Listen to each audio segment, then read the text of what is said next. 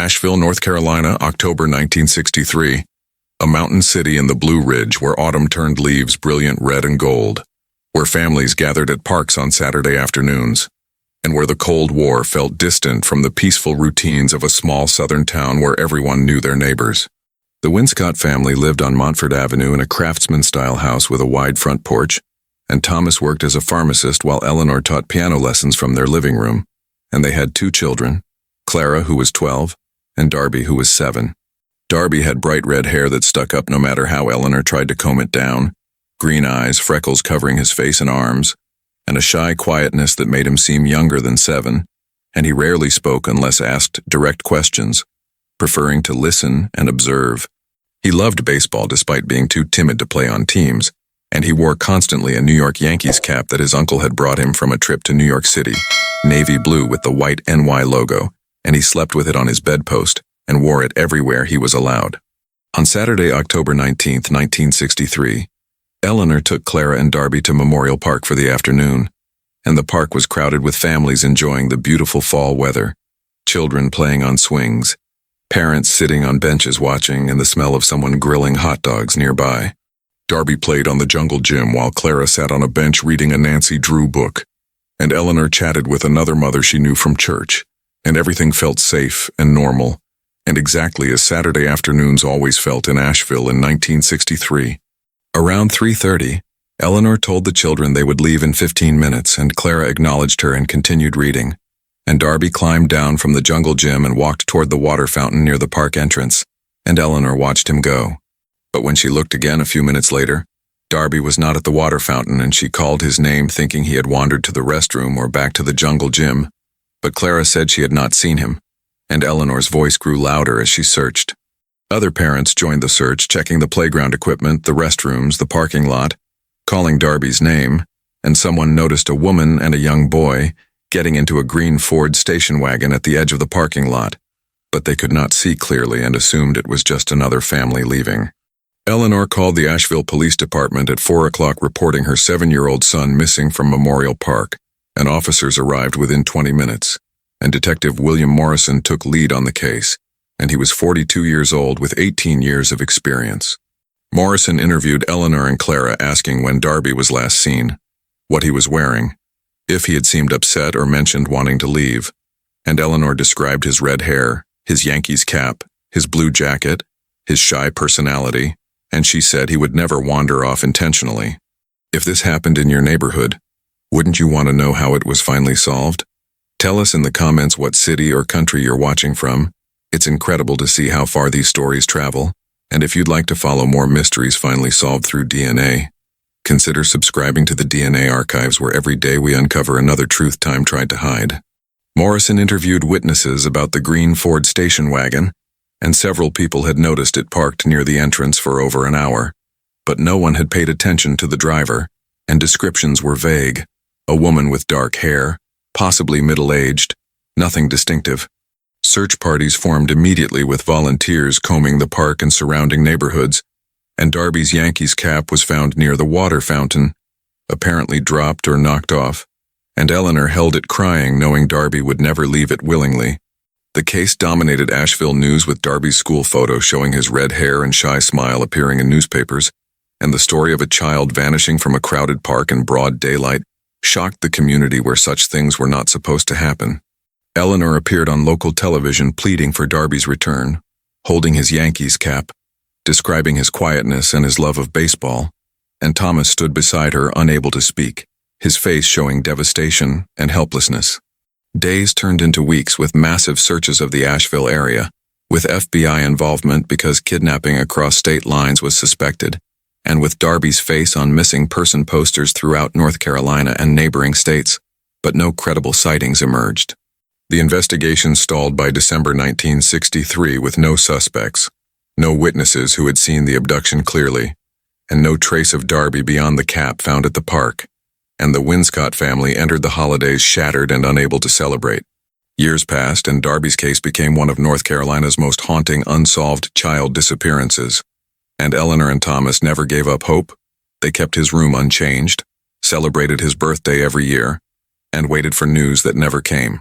Clara grew up in the shadow of her missing brother, and she remembered him as quiet and sweet. Remembered the last time she saw him climbing down from the jungle gym in his Yankees cap, and she carried guilt that she had been reading instead of watching him. Eleanor died in 1998 from cancer at age 72, and her last words to Clara were asking her to keep looking for Darby, to never stop hoping he would come home. And Clara promised, though she believed Darby had died decades earlier. Thomas died in 2006 from a stroke at age 85, and he had spent 43 years wondering what happened to his son, searching faces in crowds hoping to recognize Darby as an adult, and he died without answers. Clara inherited the Montfort Avenue house after Thomas died, and she had married and had children and grandchildren, but she kept Darby's bedroom exactly as it had been in 1963, with his baseball cards, his model airplanes, his books, and the empty bedpost where his Yankees cap should have been. She was now 72 years old, retired from teaching, and she had long accepted that she would never know what happened to Darby, that her little brother was likely dead, that the mystery would remain unsolved, and she had made peace with that reality as much as anyone could. On a Tuesday morning in September 2023, 60 years after Darby disappeared, Clara was in her kitchen making coffee when her doorbell rang, and she walked to the front door expecting a delivery or a neighbor, and when she opened it, a man stood on her porch. He was 67 years old, tall and thin with white hair that might once have been red, green eyes behind wire-rimmed glasses, and a face covered in age spots and wrinkles, and he was holding a faded navy blue Yankees cap, and he looked at Clara with an expression of nervous hope. He said in a soft voice barely above a whisper, "My name is Darby Winscott. I'm your brother. I know this sounds impossible, but I've come home." And Clara stared at him, unable to process what she was hearing, unable to reconcile this elderly stranger with the 7-year-old boy she remembered. She asked him to prove it, and he said he remembered her reading Nancy Drew books, remembered their house, remembered their mother playing piano, remembered the jungle gym at Memorial Park, and he pulled from his pocket a small photograph showing 2 children, a girl and a younger boy with red hair. Clara recognized the photograph.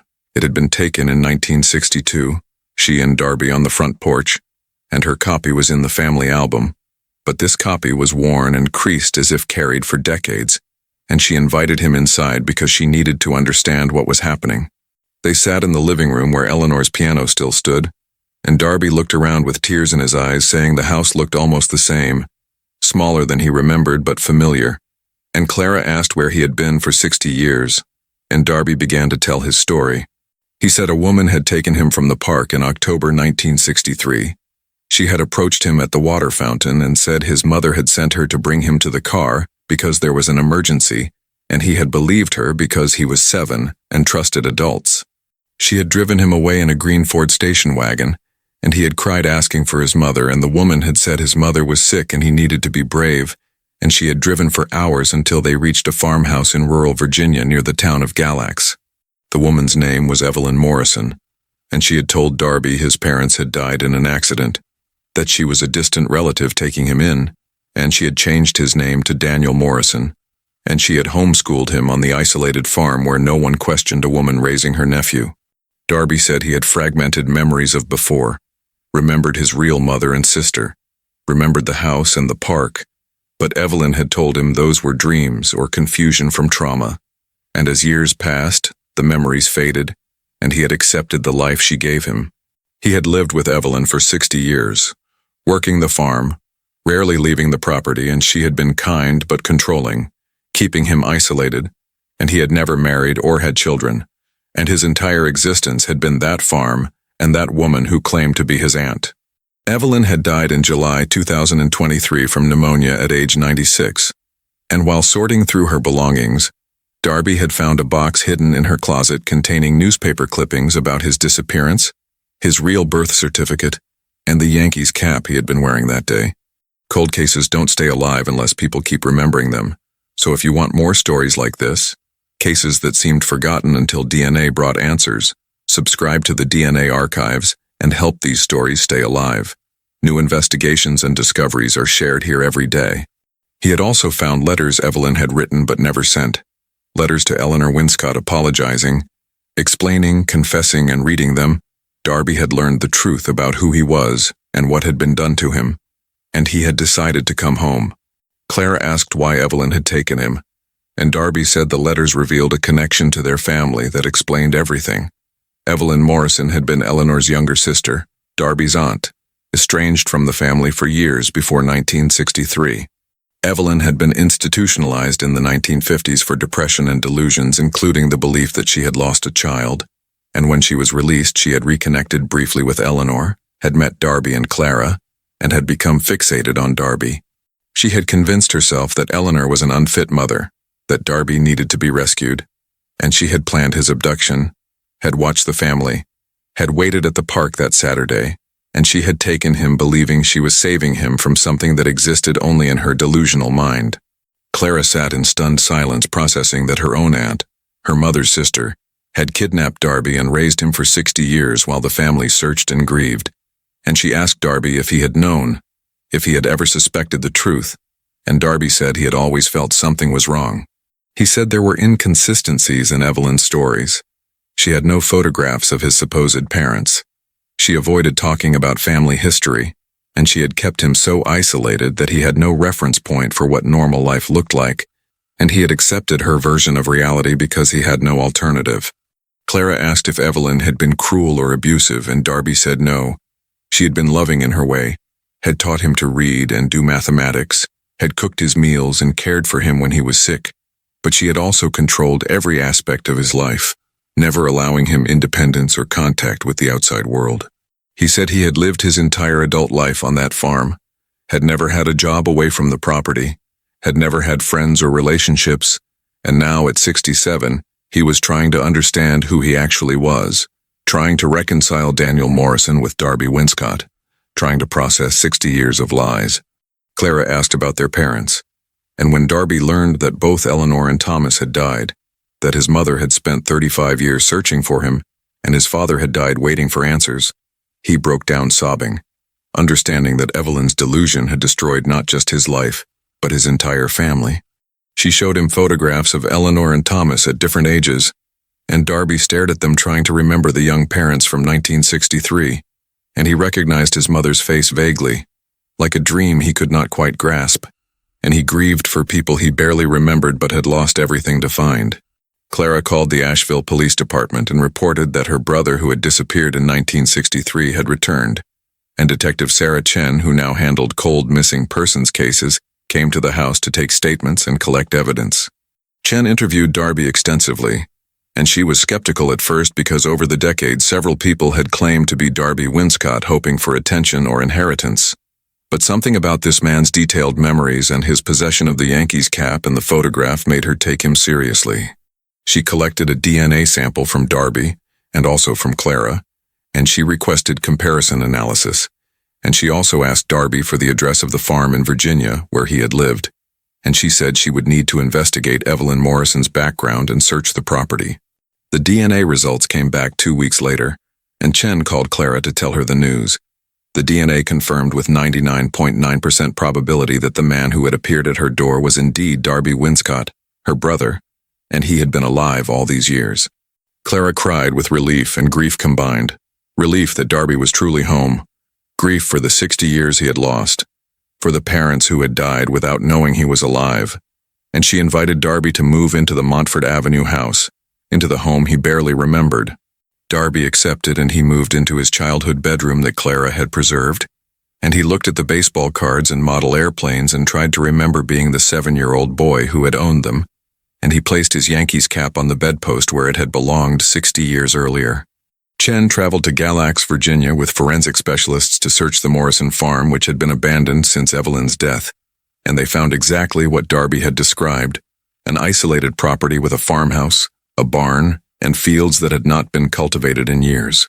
Inside the house they found Darby's entire life documented, photographs of him at different ages, homeschool records, medical records under the name Daniel Morrison, and the box containing evidence of his abduction, including newspaper clippings and Eleanor's letters that Evelyn had kept.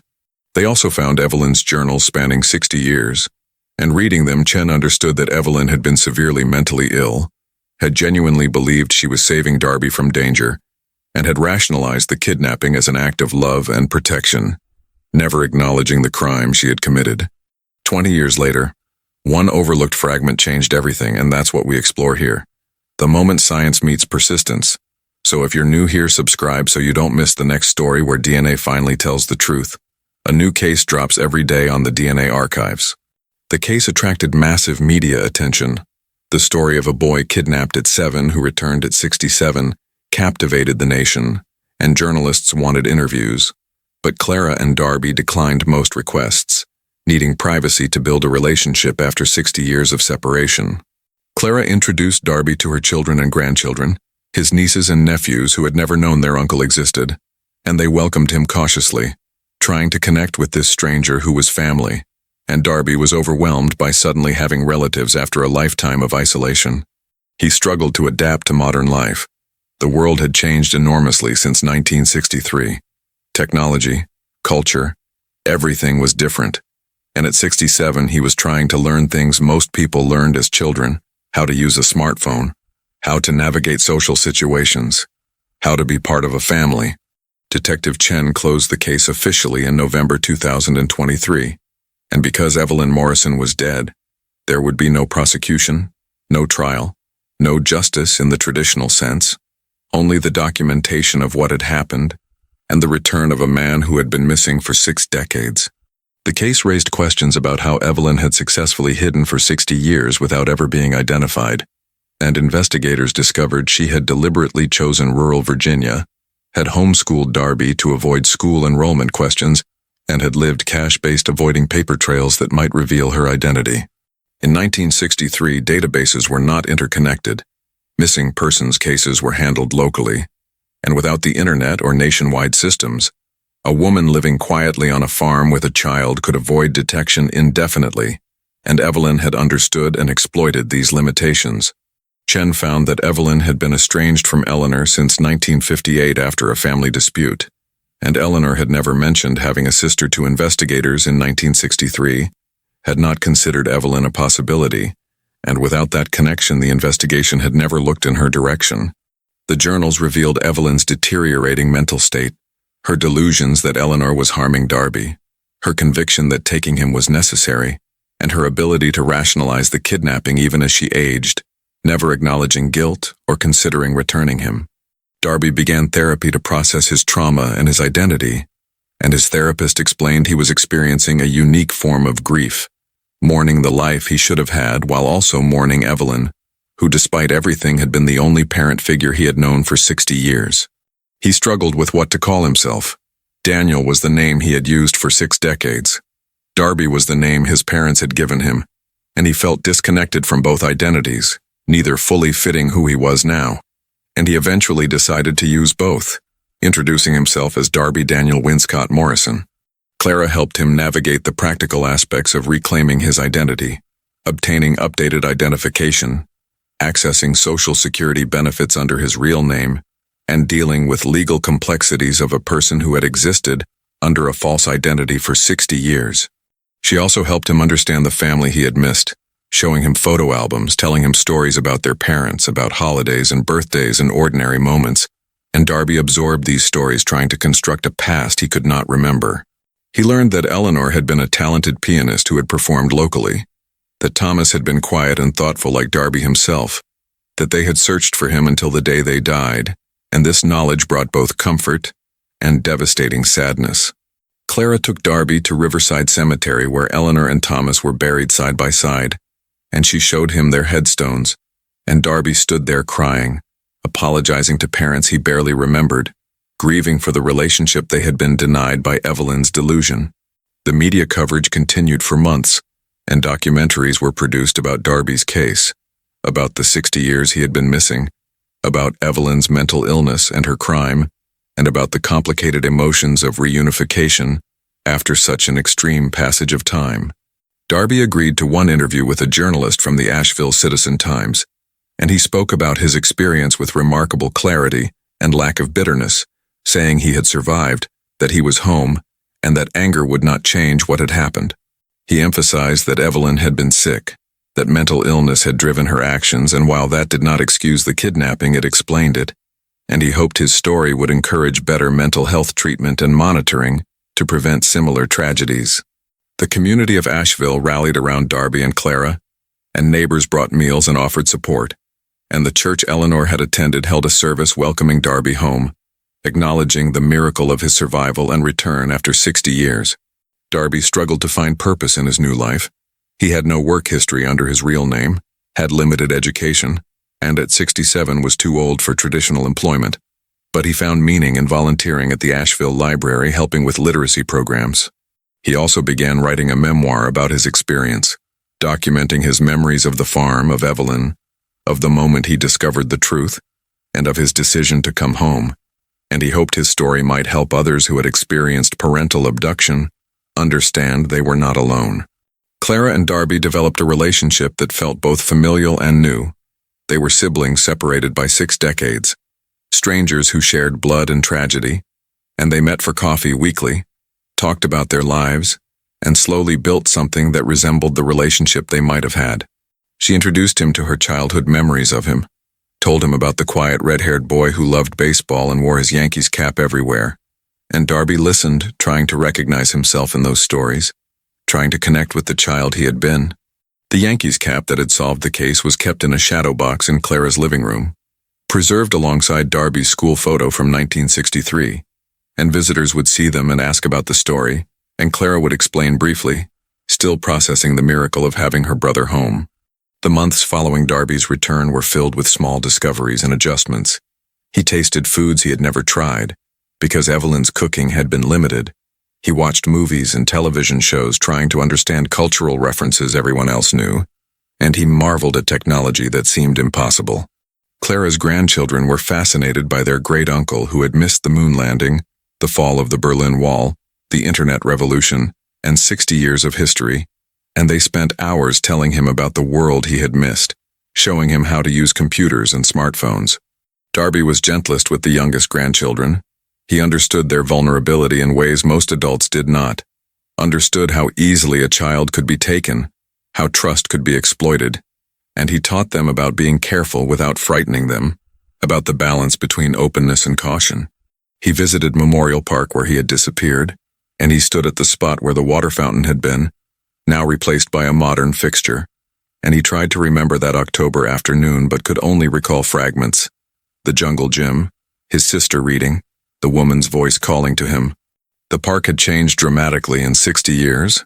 New equipment, new paths, more security measures, and families still gathered there on Saturday afternoons, and Darby watched them with mixed emotions, grateful the world had learned to be more careful but sad that such caution was necessary.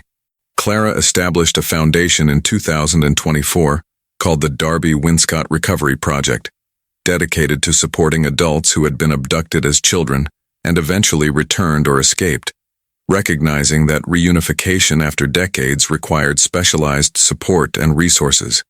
The foundation provided counseling, legal assistance, identity recovery services, and community building for survivors who often felt isolated and disconnected, and Darby became the spokesperson, sharing his story to give hope to others and to raise awareness about long-term parental abduction.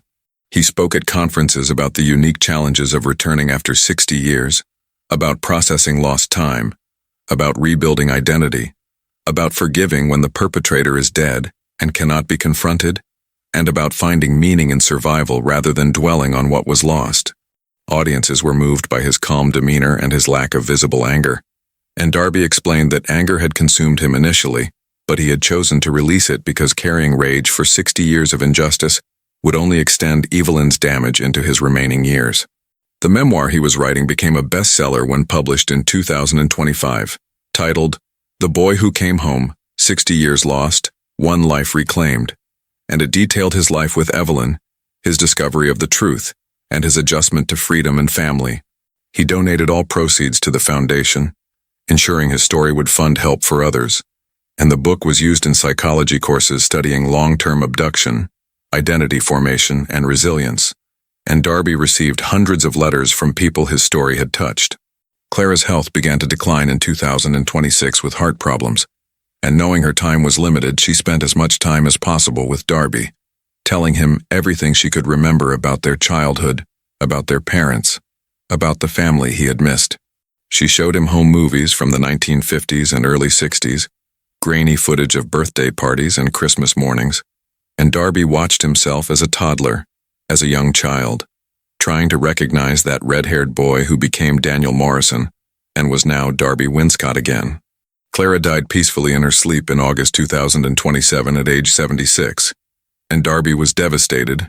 He had just found his sister after 60 years and lost her after only 4, and he spoke at her funeral about her kindness, her patience, her role in helping him reclaim his identity.